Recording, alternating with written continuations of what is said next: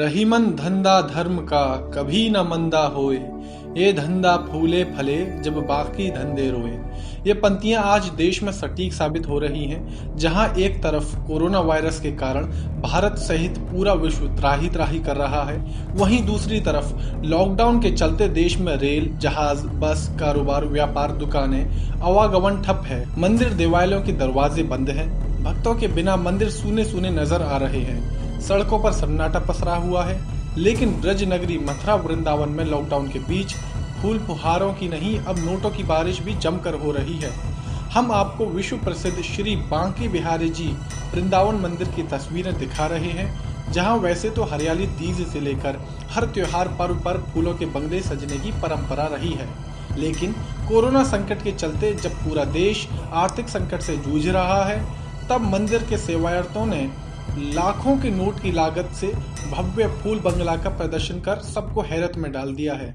मंदिर के बंगले के निर्माण में जहां देश विदेश के फूलों का प्रयोग किया गया है, वहीं इसमें 500 से लेकर 100 के नोटों का प्रयोग किया गया है, जिसमें लाखों की लागत लगना बताया जा रहा है, जिसका निर्माण भी मंदिर के सेवायतों गोस्वामी ज्ञानेंद्र किशोर ब्रजेंद्र गोस्वामी ने कराया है।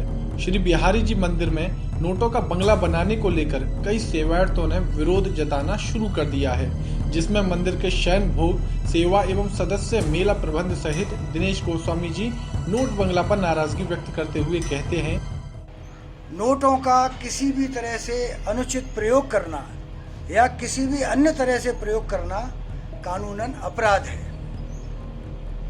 नोटों पर आज स्टेपलर लगाना तक मना है। अगर स्टेपलर के बिना या किसी तरह इनको जॉइंट किए बिना नोटों की लड़ी नहीं बनाई जा सकती है। तो एक तो वो अनुचित प्रयोग है। दूसरा, ठाकुर जी का बंगला बनने का कोई कारण है, कोई परंपरा है।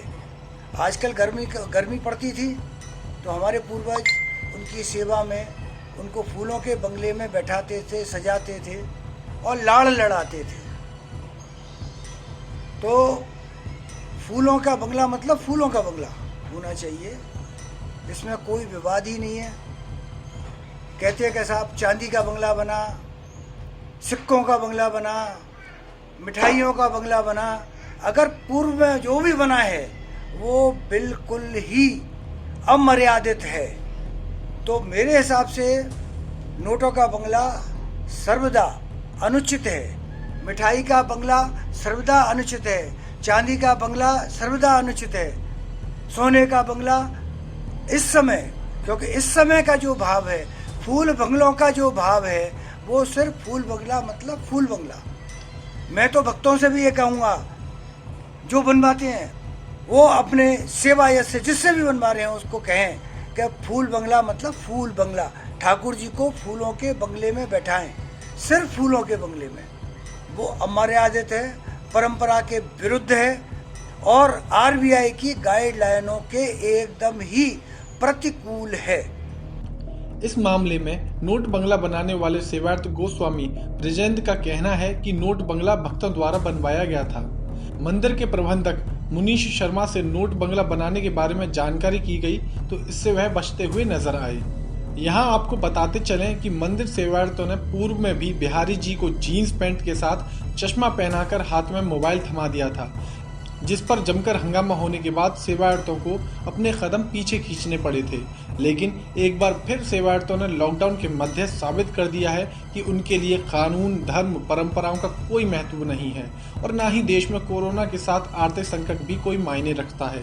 अब देखना होगा कि भगवान के दरबार में बना नोटों का ये बंगला भक्त और श्री बांके बिहारी जी के लिए वरदान साबित होता है या फिर मंदिर के सेवायतों के लिए अभिशाप साबित होता है। विश्वान न्यूज के लिए मैं विकास शर्मा।